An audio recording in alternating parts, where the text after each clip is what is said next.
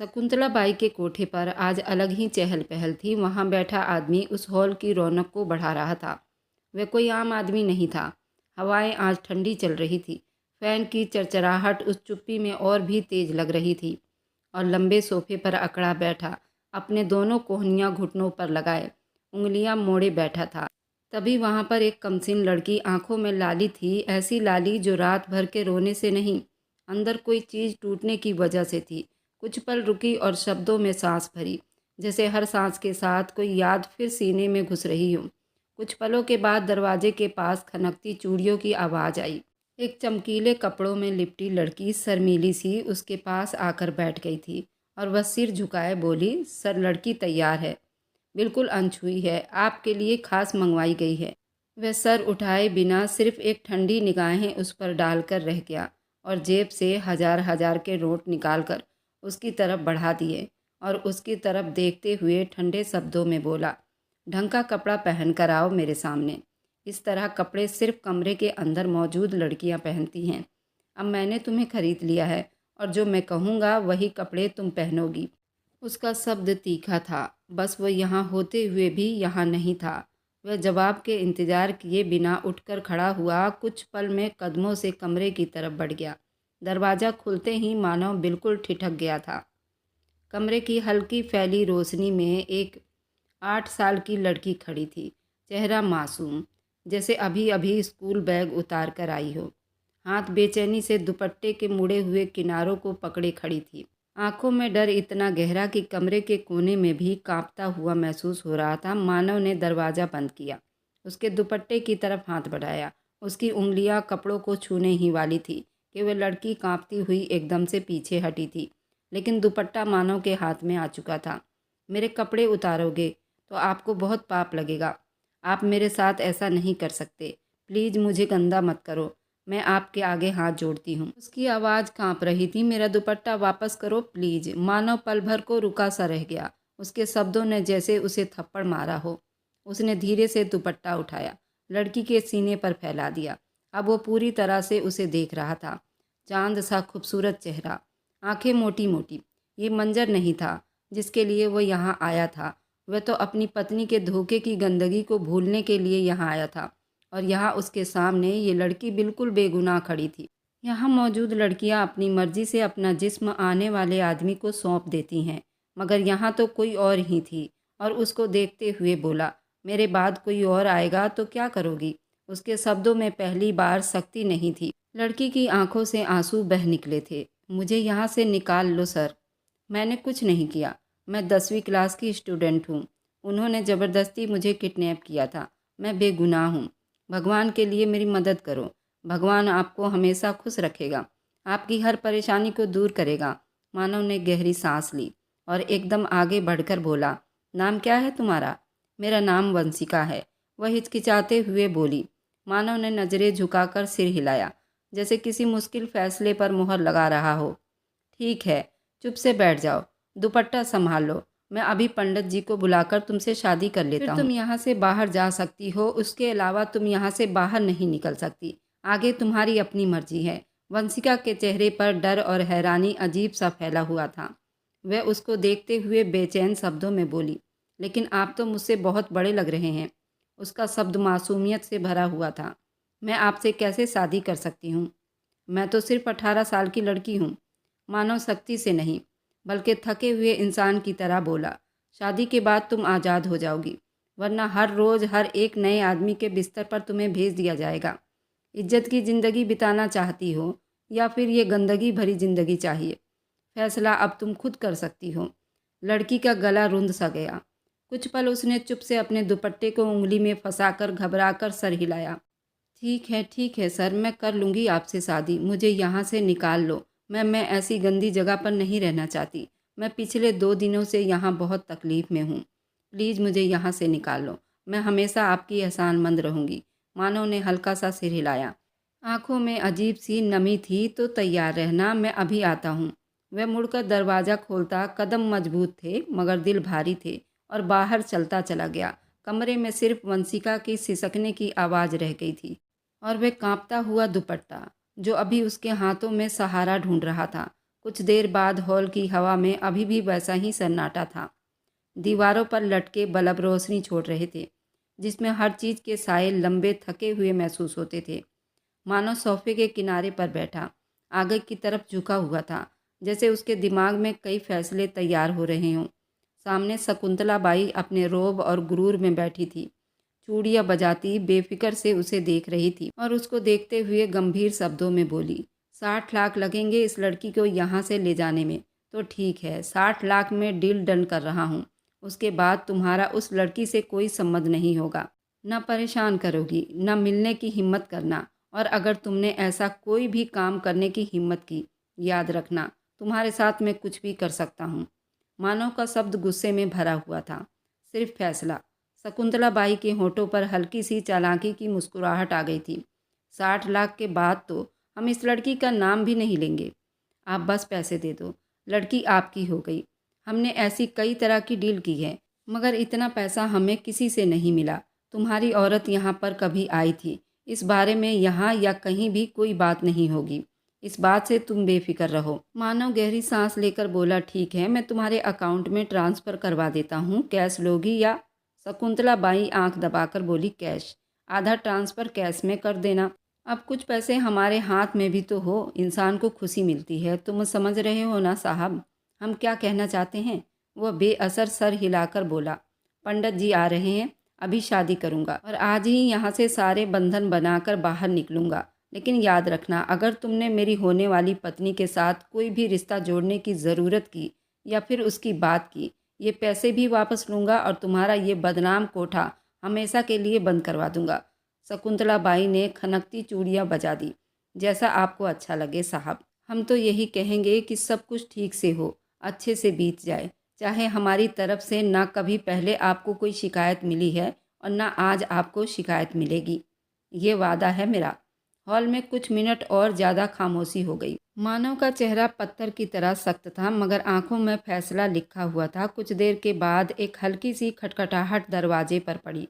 दो बूढ़े आदमी धोती पहने, माथे पर तिलक लगाए वहां पहुंच चुके थे। मंडप सजाया जा चुका था। पंडित जी ने अपनी रस्म शुरू कर दी थी। पंडित जी का पैर छूते उनका आशीर्वाद लेते हुए पंडित जी ने उसकी तरफ देखते हुए धीमी आवाज़ में बोले, मानव साहब, इस जगह पर बुलाया है आपने, सब ठीक तो है ना? पंडित जी को अजीब सी घबराहट हो रही थी। आज से पहले इन गलियों से कभी गए भी नहीं थे, लेकिन इतने बड़े बिजनेसमैन मानव ने आज उन्हें उस बदनाम गली की सबसे बदनाम बिल्डिंग में खड़ा करवा दिया था। मानव ने एक पल को नज़र झुकाई, फिर संभल कर बोला, हाँ सब ठीक है पंडित जी, मुझे अभी शादी करनी है इस लड़की से। वह अंदर है। पंडित जी ने बड़ी आराम से सर हिला दिया, जी जी बिल्कुल, बुला लो उसे, हम इंतज़ाम कर लेते हैं। उन्होंने बात को और ज़्यादा नहीं बढ़ाया था। मानव के सामने बात करने की परमिशन किसी को भी नहीं थी, इसलिए पंडित जी भी अपने शब्दों को बड़ी संभाल कर बोल रहे थे। मानव ने अपने आदमी को इशारा किया, फिर दुल्हन को वहां बुलाया गया था और पंडित जी ने कार्यक्रम शुरू किया था। पंडित जी ने अपने कुछ मंत्र पढ़े थे। उन दोनों का जयमाला हुआ था और फिर बड़े साधारण तरीके से फेरे डलवाकर शादी को संपन्न किया गया था। कुछ पलों के बाद हल्की सी गुनगुनाहट हॉल में गूंज गई थी। लाल दुपट्टे चेहरे पर झुकाए वंशिका धीरे कदमों से अंदर आई। उसकी उंगलियां दुपट्टे के किनारों पर सिमटी हुई थी। वो मानव के बराबर में बैठ गई थी, इस तरह जैसे खुद को बचा रही हो, दुनिया से नहीं, अपने डर से। हॉल में पल भर को पूरी चुप्पी छा गई थी। लड़कियां हसरत भरी नज़रों से वंशिका को देख रही थी, जो उसके साथ आई थी। इज्जत से ही विदा होकर उस बदनाम कोठे से जा रही थी, एक ऐसे आदमी के साथ जिसके नाम से ही हर आदमी कांपता था। पंडित जी ने पहले मानव को देखा। मानव ने हल्के सिर के इशारे से परमिशन दे दी थी। पंडित जी ने नरम लेकिन साफ शब्दों में सारे मंत्र पढ़ाए थे। शादी संपन्न करवाई गई थी। बस सिर्फ उस लड़की को आज़ाद करने के लिए ये रिश्ता जोड़ दिया गया था। पंडित जी ने कागज़ पर साइन किए, क्योंकि वह कानूनी तौर से भी शादी करना चाहता था। हॉल में एक अजीब सी चुप्पी फैली थी, जो किसी कैद के टूटने पर किसी जिम्मेदारी की शुरुआत के बीच खड़ी होती है। वंशिका के हाथ कांप रहे थे। मानव ने बस इतना कहा, अब तुम बिल्कुल सुरक्षित हो, डरने की कोई ज़रूरत नहीं है, मैं हूँ तुम्हारे साथ। उस एक शब्द ने उसकी सारी टूटी हुई आंसुओं में सुकून की पहली हल्की बूंद भर दी थी। शादी पूरी होने के बाद पंडित जी ने अपनी दान दक्षिणा ली और फिर वहाँ से चले गए। उनके जाने के बाद मानव खड़ा हो गया था। साथ शकुंतला बाई भी खड़ी हो गई थी। उसकी आंखों में देखते हुए बोला, ज़्यादा कुछ नहीं, बस इतना कहूँगा, ये अब मेरी जिम्मेदारी है। अगर तुम्हारे किसी भी चालाकियों ने षड्यंत्र किया तो मुझसे बुरा कोई नहीं हो सकता। याद रखना, मैं अपने परिवार की औरतों को लेकर हद से ज़्यादा ही जज्बाती रहता हूँ। ये बात तुम्हें पता होना चाहिए। शकुंतला बाई ने सिर झुका लिया था, जबकि वंशिका का हाथ थामे सीधा बाहर की तरफ बढ़ गए थे। उसके आदमियों ने जल्दी से गाड़ी के दरवाजे खोले थे, जबकि वह चुपचाप उसमें बैठकर अपने फ्लैट की तरफ सवार हो गया था। इरादा तो हवेली में जाने का था, मगर फिर कुछ सोचकर वहां जाने से अपने कदम रोक लिए थे और फिर वह अपने फ्लैट की तरफ चला गया था। एक लंबी सफ़र के बाद गाड़ी एक झटके से एक बिल्डिंग के सामने रुकी थी, जबकि वह चुप से अंदर की तरफ बढ़ गया था। वह भी पीछे पीछे उसके हुक्म को मानने की कोशिश कर रही थी, मगर उसके कदमों से कदम मिलाना मुमकिन नहीं था। फ्लैट की लॉबी में दाखिल होते वक्त वंशिका के कदमों में डर की एक लहर दौड़ी थी। मानो के कदमों में एक अजीब सी चुप्पी थी और थोड़ी दूरी थी। लिफ्ट के आईने में दोनों के चेहरे एक पल को झिलमिलाए थे। लॉबी में दाखिल होते वक्त वंशिका के कदमों में डर की लहर थी। वह थका हुआ लग रहा था, दूसरा बिल्कुल डरा हुआ। दरवाज़ा खोलते ही सीधे छठी मंजिल के कॉर्नर वाले फ्लैट में दाखिल हो गए थे। अंदर दाखिल होते फ्लैट की चुप्पी ने उस लड़की का डर जैसे और बढ़ा दिया था। हल्की सफ़ेद रोशनी, सफाई से सजा हुआ गहरे नीले सोफे, गिलास टेबल पर पड़ी हुई, खूबसूरती से सजाकर रखा गया था। किताबें, सब कुछ इतना अच्छे से रखा गया था। वह अपने कदम भी पूरे नहीं रख पा रही थी। मानव ने जूते रैक पर रखे और पलटे बिना बोला, ये बेडरूम है, जाओ थोड़ा आराम कर लो, मैं एक कॉल करके आता हूँ। वंशिका ने बस धीरे से सर हिलाया और चुप से कमरे में चली गई थी। कमरा खुला हुआ था, सफ़ेद पर्दे हवा में हिल रहे थे। बेड साफ सुथरा था, तकिया बराबर में रखे हुए थे। उस माहौल में उसे लग रहा था जैसे दीवारें उसकी सुरक्षा के लिए दौड़ रही हो। वो बेड के किनारे पर बैठकर अपने दुपट्टे को ठीक कर रही थी। हाथों की कपकपाहट उतरने का नाम ही नहीं ले रही थी। कुछ मिनट के बाद दरवाज़ा खुला। मानव अंदर आया तो वह जल्दी से उठ खड़ी हो गई थी, ऐसे जैसे उसे डर हो, बैठे बैठे भी कोई गलती ना हो जाए। मानव ने उसकी घबराहट देखकर नज़रें नरम की, मगर शब्द सीधा रखा था। अब शादी हो चुकी है, उम्मीद है अब तुम्हें मेरे पास आने से कोई समस्या नहीं होगी, लेकिन इससे पहले मुझे तुमसे कुछ बहुत ज़रूरी सवाल करने हैं। वंशिका ने नज़र ज़मीन पर गाड़ दी। जी बोलिए। कमरे में कुछ पल बिल्कुल चुपी रही। बाहर शहर की ट्रैफिक हल्की सी आवाज़ आ रही थी। मानव ने हाथ बढ़ाकर उसकी तरफ देखा, जैसे उसकी कहानी के हर झूठ, हर सच को अलग अलग पहचान कर रहा हो।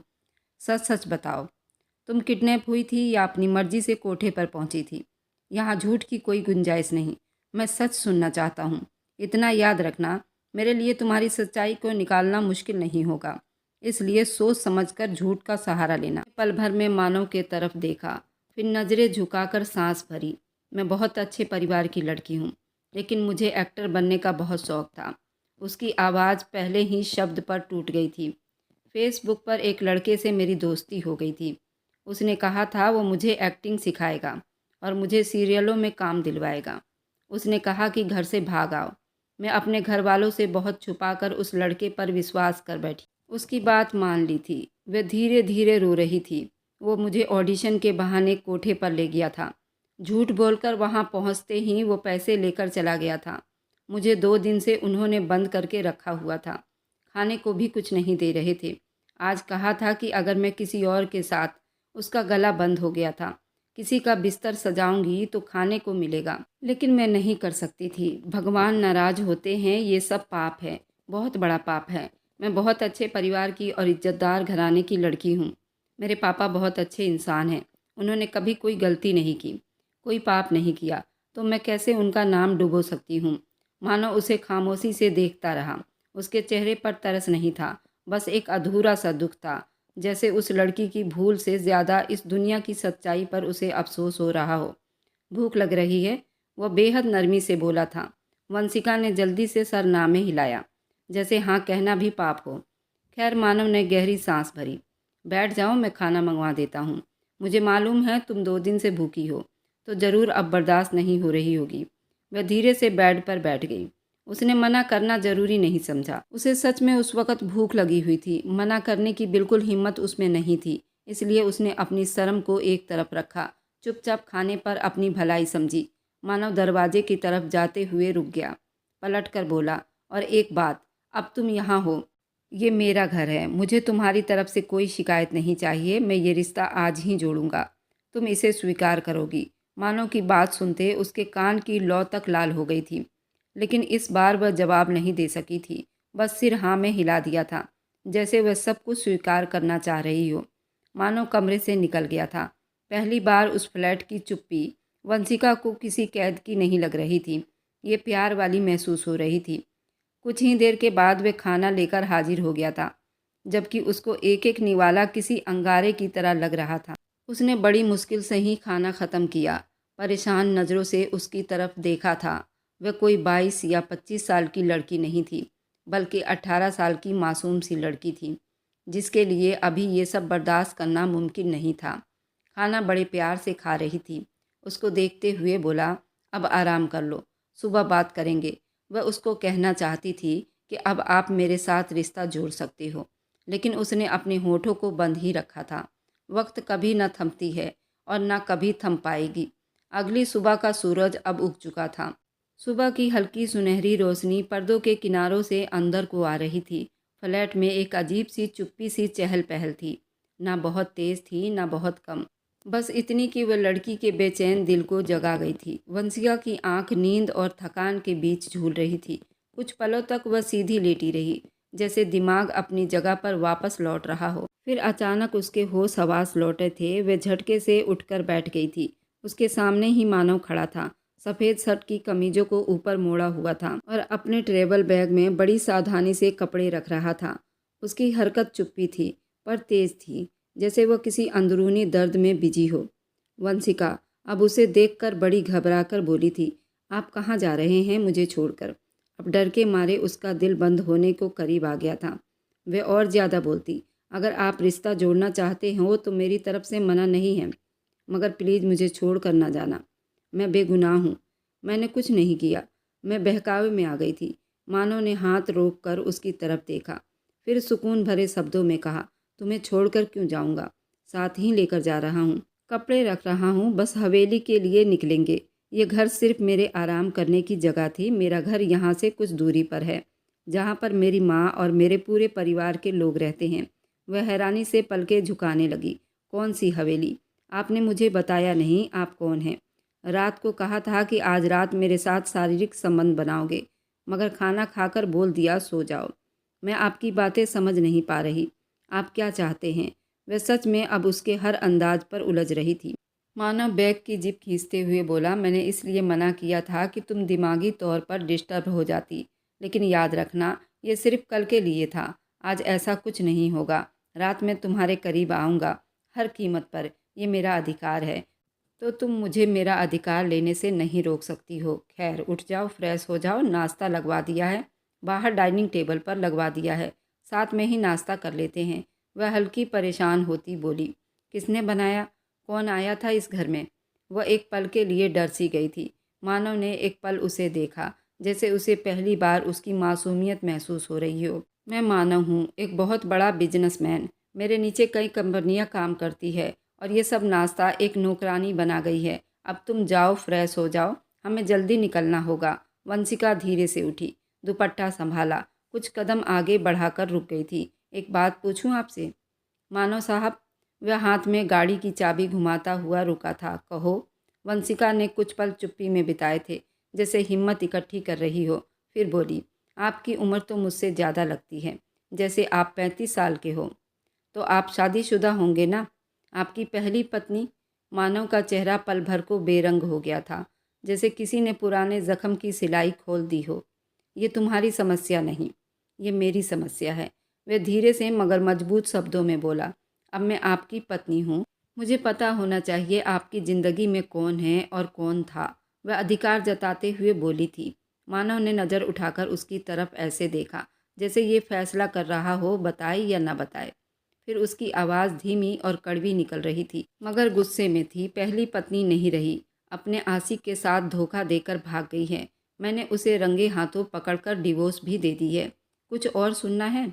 वंशिका के होंठ कांपने लगे थे। उसने जल्दी सर झुका लिया था। मेरा इरादा आपका जख्म छेड़ने का नहीं था। वह और ज़्यादा कुछ कह पाती इससे पहले ही मानव ने थोड़े शब्दों में कहा, जाओ चेंज करो, ज़्यादा बातें बनाने की ज़रूरत नहीं।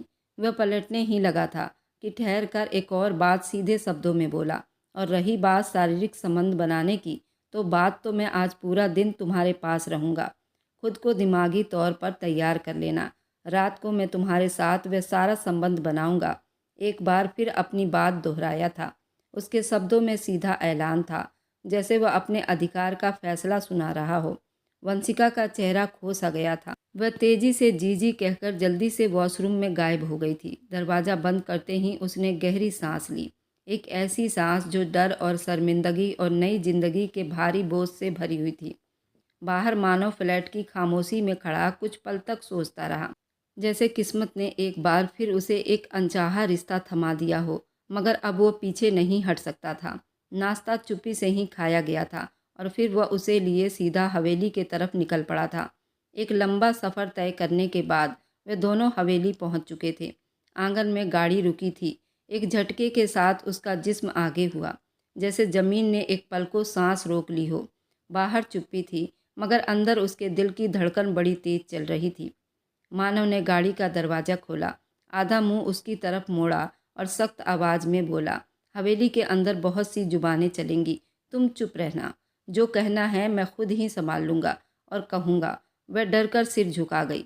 बस इतना कहा जी। उसके शब्दों में डर कम, लेकिन आने वाली दुनिया की तूफान का इंतजार था। मानव ने हाथ बढ़ाया, जैसे उसके अंदर दाखिल होने का अधिकार उसके हाथ की पकड़ में था।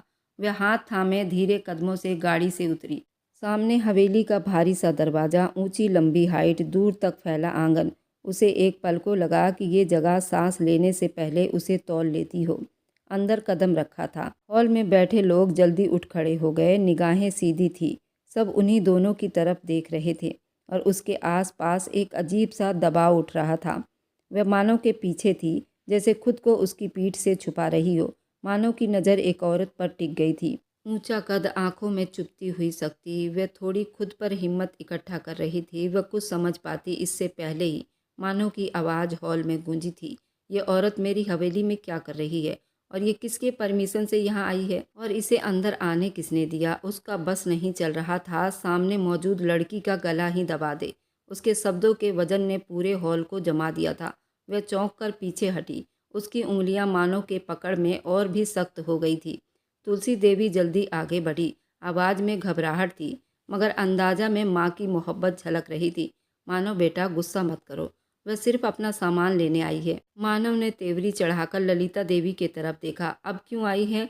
कौन सा सामान? सब मैंने खरीदा था। ललिता के होठों पर एक गुस्से वाली मुस्कुराहट उभर आई थी।